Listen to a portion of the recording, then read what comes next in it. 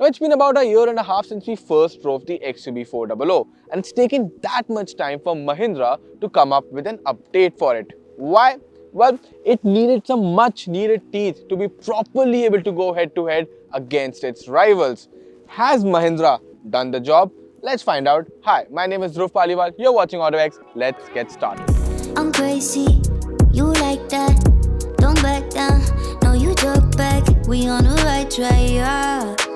Driving me wild, giddy up like a stallion. Saddle up and ride you, we crossing the line like a champion. Now, if you start by looking for the changes on the outside, you might be a little disappointed because in this case over here, there are actually no changes. Well, there is actually one change, but it's the fact that the XUV400 now gets a new paint option and it's called Nebula Blue. Looks pretty good, but in the case of this Everest White with a copper dual tone roof, things remain the same as before. Now, to actually be able to find the changes on the XUV400, you have to head inside.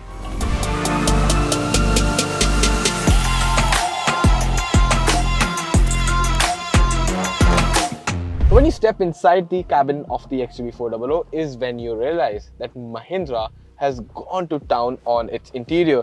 It's almost close to being a new interior, and that's because the color scheme that's been completely revamped. Earlier, you got a very dark color scheme inside the cabin, but now Mahindra has made generous use of beige on the bottom half of the dashboard, on the seats, on the rear seats, on the roof liner, on the A pillars, B pillars. And what all of that does is it adds a sense of airiness about the cabin that really makes it a place you want to sit in for longer hours. Next up, as a driver, everything you see in front of you has been changed. Now, first of all, the biggest change inside this cabin is this new touchscreen. It is a 10.25-inch HD unit. The graphics on it are very crisp, very clear. Its touch response is also great. And the thing is, it gets wireless Apple CarPlay and Android Auto. But the thing is, right now, that feature has not been enabled on this test unit. But Mahindra says that it will come in due time through an over-the-air firmware update for the entire system.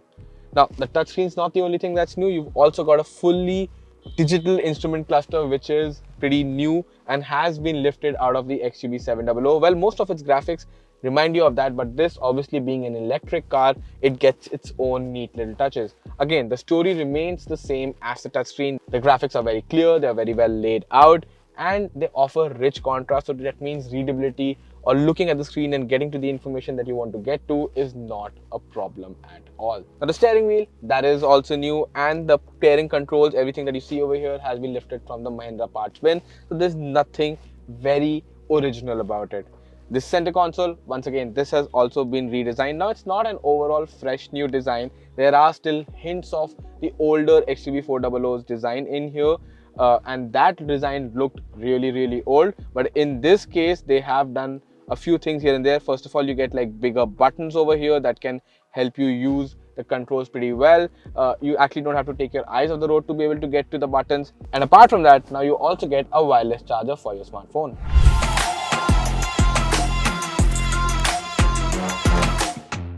The second row of the XUV400 also gets a few changes. You get a rear AC vent over here, a Type-C USB charging port, and a 12-volt power socket for all your accessories. Apart from that, the changes are only centered to the color scheme.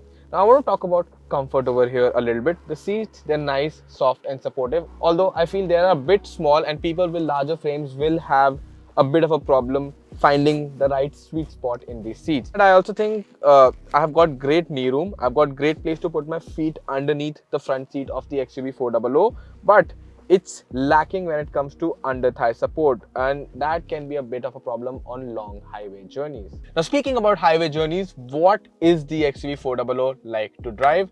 Let's find out.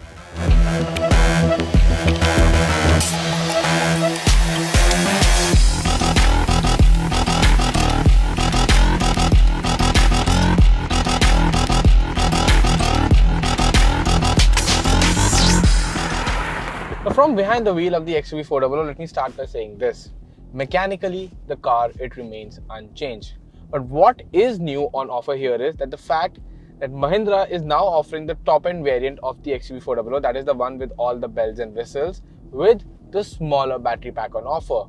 And that makes the XUV400 a relatively budget electric SUV now, because, so say if you want it just as a city car where you're not going to be using it on the highways a lot and you don't want all that long a range, in that case you can get the small range version, but you still get to keep all the new features that have been made available on the XUV400.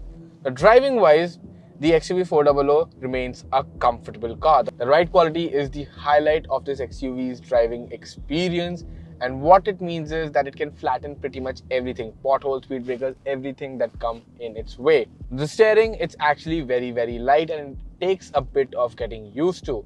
But once you get used to it, you realize it's a very comfortable experience, and it's not really been tuned for outright sportiness because there's not a lot of sense of feedback happening here. But it is very easy to drive, especially while making U-turns or parking the car. As far as the driving experience goes, you've got 3 driving modes over here: fun, fast and fearless. Fun is what you would say the eco mode, fast is what you would say the city mode, and fearless is where you get all-out power and there is nothing that the XUV400 holds back. Now, fun is actually pretty usable. It's where you get the most amount of regen, and the throttle response is sedate, but it works perfectly well in the city. Now, if you want to zip around a little, just switch into fast. The regen dials back down a little and you get a lot more poke. And if you're somewhere out on the highway, you want all the power that the XUV400 has to offer, it's fearless mode that you should activate. But the drive, it does become a bit jerky because the throttle response becomes a lot more instantaneous than before. So you'll have to keep that in mind. And that's why fearless is best used occasionally, and it's the fast mode that will get you around pretty much everywhere. Now, the regen, it changes when you change the drive modes, but you don't have an option of manually changing it yourself.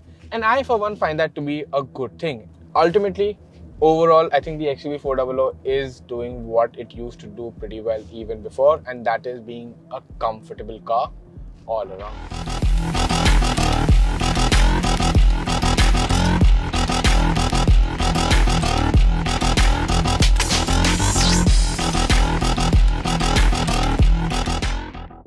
And with that, we come to the end of this video. And summing up my experience with the XUV400, well, the overall experience of driving it still remains the same, but it remains a comfortable car, an easy to drive car, but now with its newer features, a more livelier cabin, and most importantly, a price cut of 2.5 lakh rupees.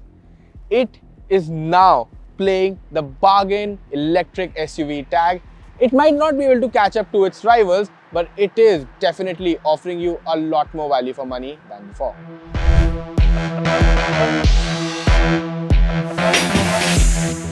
Now, thank you so much for watching this video. If you liked it, obviously hit that like button. If someone you know is looking to buy the XUV400, share this video with them and subscribe to the autoX YouTube channel for more such cool automotive content. And once again, thank you so much for watching.